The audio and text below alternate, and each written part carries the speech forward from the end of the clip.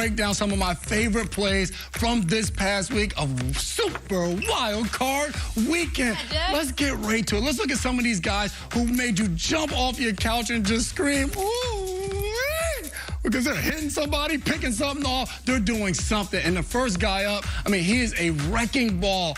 Dexter Lawrence, nose tackle for the New York Giants. He was out there all over the place. That is a grown man that he is running over, and then he jumps up into Kirk Cousins. And no, this was not roughing the passer. No penalty on this one. But sexy Dexy, there's nothing sexy about this. If you're a Minnesota Vikings fan, he is running through people. He looks like a juggernaut. And the crazy thing is, I could have picked 10 different plays from this game of Dexter Lawrence just making you jump off the couch and go, ooh, is he in the fetal position? Yeah, something like that. And then we already talked about what the scene is going to be like in Philly. Dexter Lawrence let us know a little bit about that. Sexy Dexy, tell us about the scene in Philly and what it means for your family, please. Describe that environment. Like you said, gritty. Hard nosed. I told my mom she can't come to the games because she'll go back at them. But it should be fun, and I'm excited.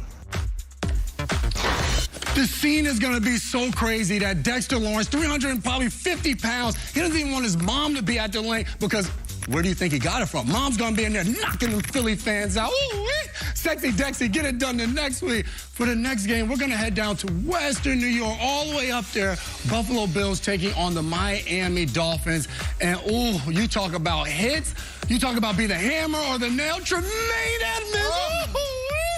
Look at the acceleration on this play. He sees it, he diagnosed it, and you see it. There's no helmet to helmet. The football was in between, a clean hit. That's who should be in trouble. Skylar Thompson should be flagged on this play. Don't put my guy Savon Ahmed in this position. Ooh, Tremaine Edmonds laying the smack down. That is a big linebacker. His brothers were at the game. They were having a blast out there. Look how he just speeds up. He sees the play, comes around home, turns the corner, and one more time. Oh!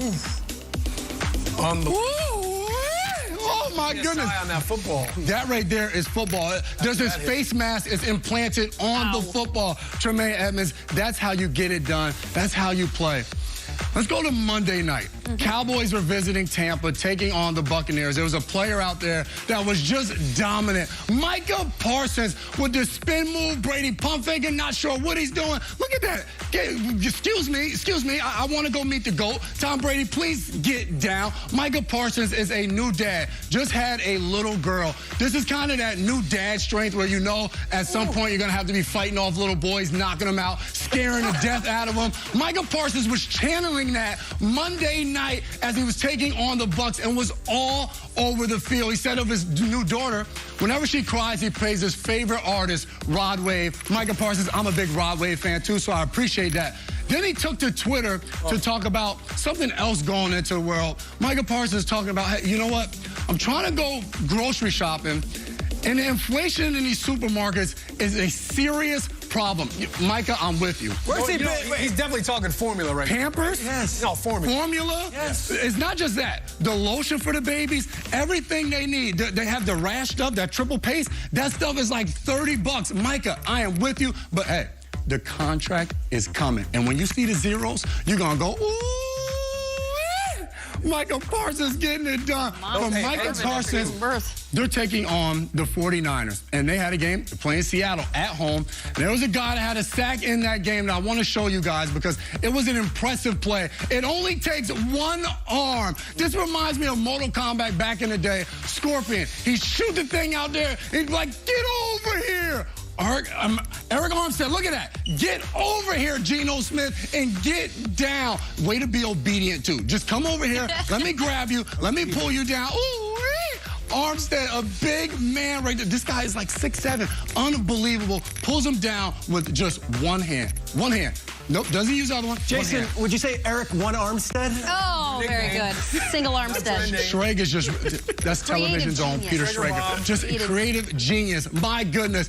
And for the last play, I don't know if you guys saw a thread. Every team on here, they won their playoff game, and they advanced. But there was a player this weekend whose team didn't win, but you cannot talk about defense and not show the performance of Asante Samuel Jr. Not one, not 2, but 3 interceptions. DJ Khaled was somewhere like, another one, another one.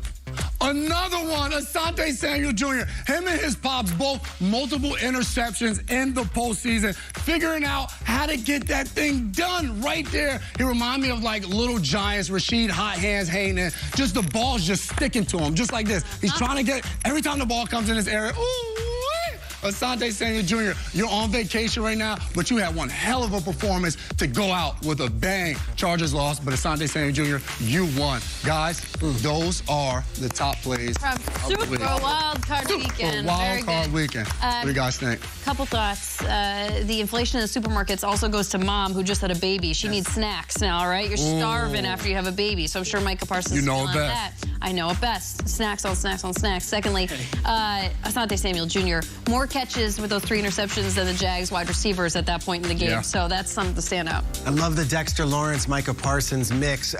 Micah Parsons also went to Twitter and said there are 2 guys he watches at that interior defensive line, Dexter Lawrence and Vita Vea, and he goes, I love watching these guys play. The respect amongst the people in the league, and God, can you do the sexy Dexy for me one time there, Jason? Do you mind? Thank you. I'm looking, okay. A little more there heavy. it is. There it is. A little bit. There it is. Thanks, pal. I like that. I got some moves, too. Appreciate Well done, Jay. My wife Listen, likes shout out to Micah Parsons, new dad. Congratulations. And I'll just say this, Milacon. That's my advice to you. All new parents, new dads, Milacon. It's gas relief for the baby. It's a game changer. Wow.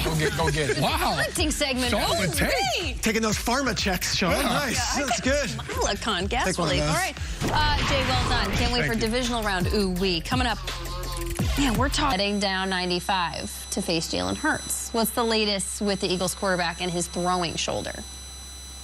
You guys were talking about the last time the Eagles were really the dominant Eagles that we saw for most of the regular season, and obviously that coincided with the injury to Jalen Hurts. It has been a month or so since he's been dealing with that sprained SC joint, severely limited him, knocked him out a couple games, and even when we saw him week 18, wasn't quite himself, got the job done, but wasn't quite himself.